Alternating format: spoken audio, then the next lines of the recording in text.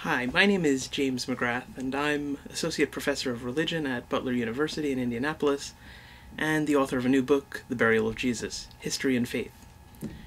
And today I'd like to talk about a subject that came up in an adult Sunday school class that I teach, and that really is one of the reactions one sometimes gets if one starts talking about the way historians approach the Bible, and recommending that it is an important way to approach the Bible.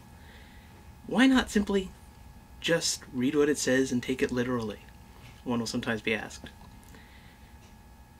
This notion of believing the whole Bible and taking it literally is one of the most impressive PR exercises, quite possibly in the history of humankind.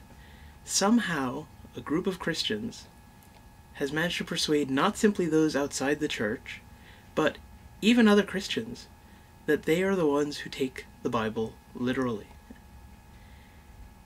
And this is often connected with a number of issues, things like young earth creationism, homosexuality, any number of issues. And the thing that has to be pointed out is those who claim to be taking the Bible literally are not, in fact, doing so. And that is probably the most crucial point that needs to be recognized in contemporary debates and discussions. The reason this is so important, is that as long as one side is able to claim that they're the ones who take the Bible literally, then those who think that taking the Bible literally is a good thing and believing the whole Bible is a good thing and is possible will seem to them that they have no choice to make. It's clear who's right, the ones who are taking the Bible literally. The problem, of course, is that those who are claiming to do this are not, in fact, doing it. And one could point it out in relation to any number of areas.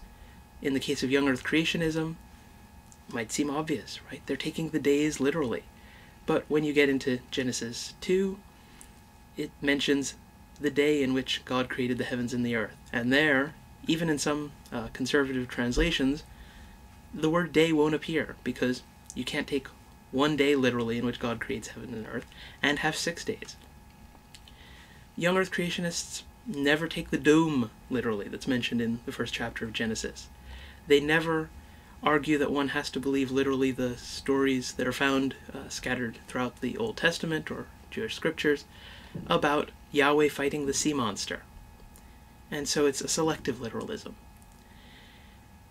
We could talk about and debate all those issues, but I think there's one verse that makes absolutely clear that no one who claims to take the Bible literally is in fact doing so without further discussion.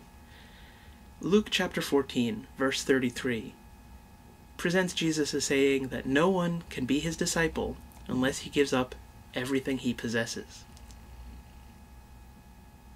Let me say that again. No one can be his disciple. No one can be a Christian without giving up everything he possesses.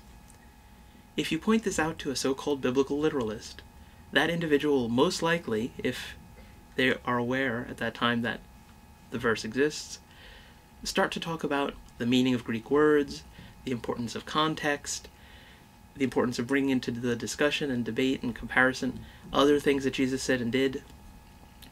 And I'm not objecting to that.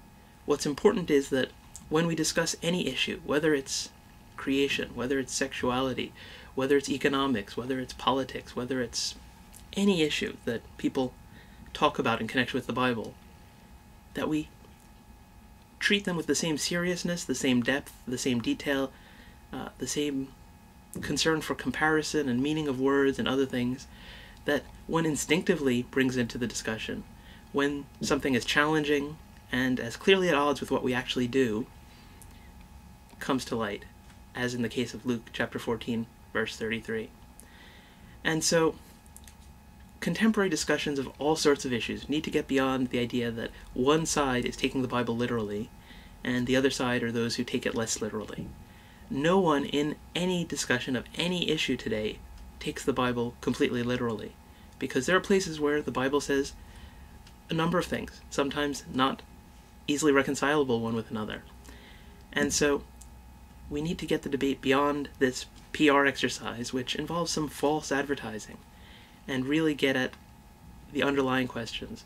Everyone's being selective, and if we can figure out whether or not there's a rationale behind our selectivity and behind what we do and don't pick and choose from the Bible, on all sides of the debates, then we'll start making progress.